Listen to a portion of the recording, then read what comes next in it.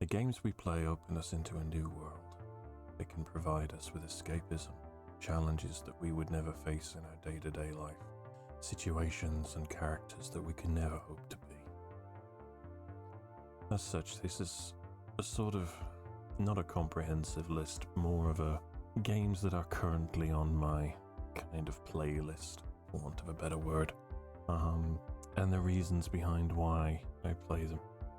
I'm a huge sucker for extensive lore, background, stories, anything that can kind of spark an emotion, and as such, a lot of the games here are kind of deep when you get into them. So anyway, this is a list of the games that are currently sitting on my desktop. Well, amongst the games that are currently sitting on my desktop. Subnautica. Anyone that's been following my channel will know that I've just recently started a Subnautica playthrough, having never actually completed the original game, and having watched Jacksepticeye do the Below Zero expansion. I was kind of inspired to actually finish the game, but this time actually make it into a series and edit it, do it all properly on the channel. The storyline is, I think, actually one of the main selling reasons, but the sheer audacity of trying to make a game that usually will break every other game. Water is something that breaks nearly every game because no one can get it right. There's something wrong with it, but Subnautica decided, hell, let's just make a whole game around it. And they did it extremely well. So it has the aspects of the things that I like. It has the ocean. I love the ocean. I don't have fear of the ocean, though Ark and Subnautica can at times make it appear. So I love the build aspect of it. I love being able to build bases. It's one of my primary things in games. I love being able to build bases. And the sheer diversity of wildlife, the alien aspect, and the story just reels me in every time. And I keep the music too. The music is another good thing. I love the music of Subnautica. It's so atmospheric and so it kind of pulls at you in such a way that you kind of want to keep playing it. I keep coming back to it, and this time I will finish it. Warframe. Warframe, I guess, is my daily chore, because it's the game I log into every day. I stream every day. I stream me logging in and doing at least an hour a day of just grinding. It's known as such a grindy game, and so it is that. But for me, it is probably the best free-to-play MMORPG out there. Yes, there are microtransactions, but they are not required to beat the game. They are not required to complete the game, and 95% of it, I would say, is just purely cosmetic. You know, just various skins, various things for your habitat, and so it's not required. It is only required. I would say that it's a quality of life pay rather than pay to win, because you don't need to. But there are certain things that you can only get via paying with the in-game currency of platinum, which you can obtain without spending any money if you are good at it. I personally am not, so I don't. I use my Xbox points to buy a gift card, and then I buy myself platinum with that. And that way I've used no actual real money, but more points that I've accumulated by just generally playing games. And that's the way it is. The lore and the storyline is so deep and entrancing, albeit confusing at times. But that they keep, after so many years, this is from 2013, and we're now in 2024.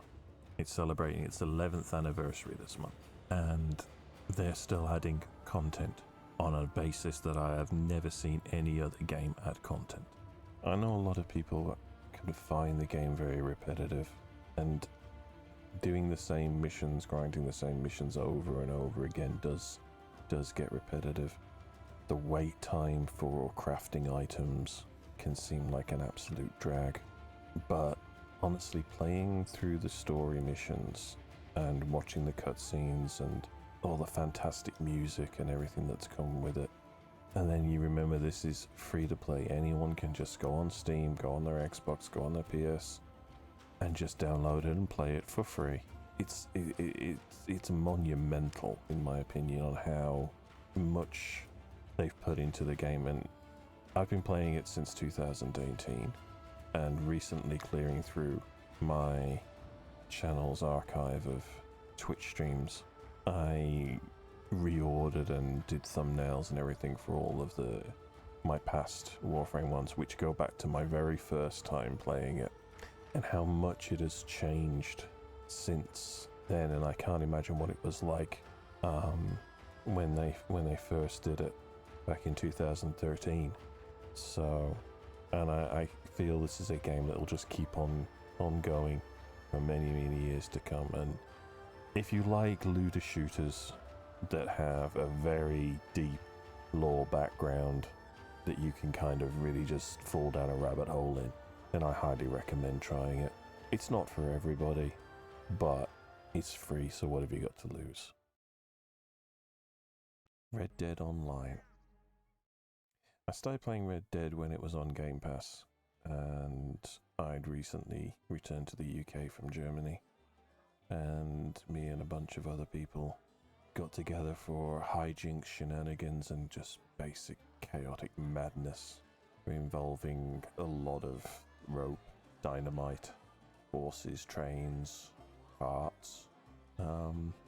Yeah, a very good time was had by all, except when members of the group decided they wanted to go a very different route with their playstyle, and eventually the posse disbanded, and it ceased to be fun.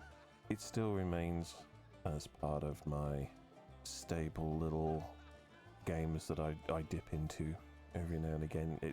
For me, it's a very good way of letting off steam when my emotional state hits a point.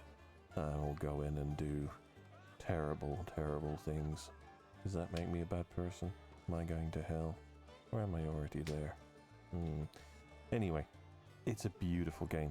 Even on the original Xbox One, which is what I own it on and I play it on, it looks stunning.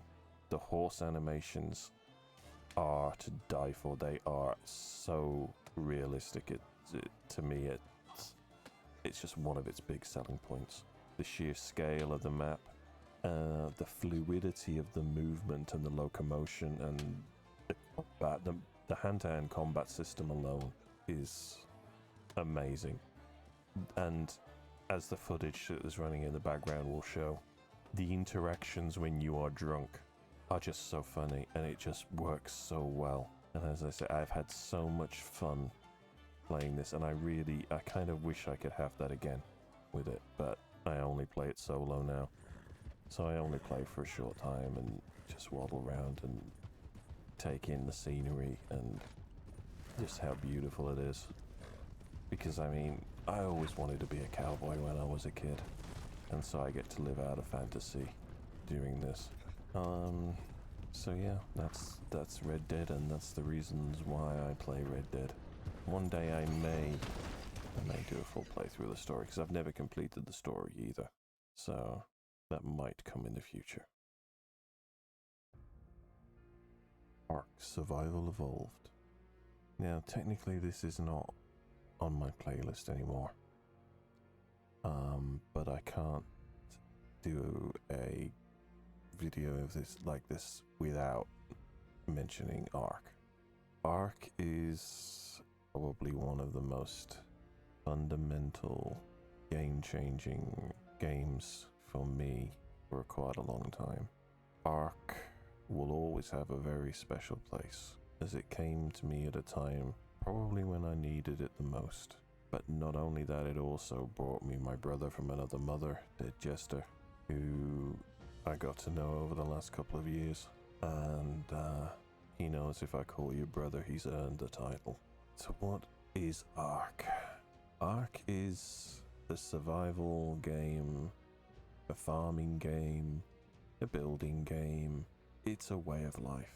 It will consume you, and it did for a very long time, because you need to play it every day, because it has certain mechanics in it that make being away from it impossible for any length of time, unless you have friends that can keep your life alive by basically being in a tribe. And that's what me and Jester were.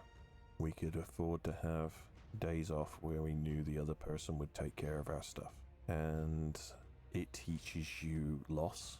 It teaches you how to grieve. When you spend all your time raising, training dinosaurs, or whatever you happen to be doing at the time, to lose them, you mourn their passing. At least in PvE. I don't think PvP is quite so emotional, because it's a rapid loss and it gets wiped every so often and you lose everything all the time and people are killing everything all the time. But in PvE, when you spend days, months, years doing things to lose the things, it does hurt. And I mean, you know, friendships are forged when you're sitting around a campfire, or actually in our case sitting around on an ice block around an air conditioner that was keeping us warm while we're sitting there for 12 hours raising giggers from eggs to babies, having to go out on meat runs to bring back enough food to keep them fed, to keep them alive by hand.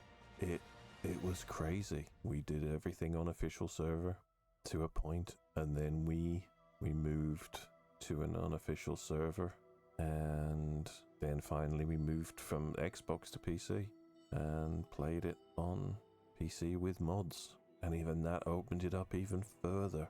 The reason I've stopped playing it is because of what they've done. They were giving everybody Arc 2, and now that's kind of disappeared, and they brought out a replacement for Survival Evolved with Survival Ascended, where they just increased the graphics, didn't really fix the bugs and the issues that were in there, and made everybody pay for it all over again. So, and my PC really can't do it. They've made it so buggy and so bad that my PC will not run it properly anymore. So I refuse to play it anymore. And if I do play it, I will play the old Survival Evolved on single player using some of our old server saves, or starting a new one just to play it again. But there's a point where I had to give up, because it was just becoming, I mean, we had to give up official because it was just far too consuming. Every day having to be on, make sure everything was fed, to make sure everything didn't despawn or decay, to make sure there was enough food, to make sure this, that, or the other. It got to be a chore. So, but without Arc, I wouldn't have, my good friend, and that's the be all and end all of it. Again, it's a good story that if you progress through the storyline in it, which you can do, it's a good story to follow. But for me, it was the building, it was the grinding, it was the doing the stuff, going in and going out on shenanigans, going in and taming something. I mean, that's kind of where my channel motto comes from, mistakes were made. Because that was, that would be every time one of us logged in, the other person would be like, oh, mistakes were made. It's like, oh God, what did you do now? But for me, I loved being in that sort of tribe mentality where, we had each other's backs.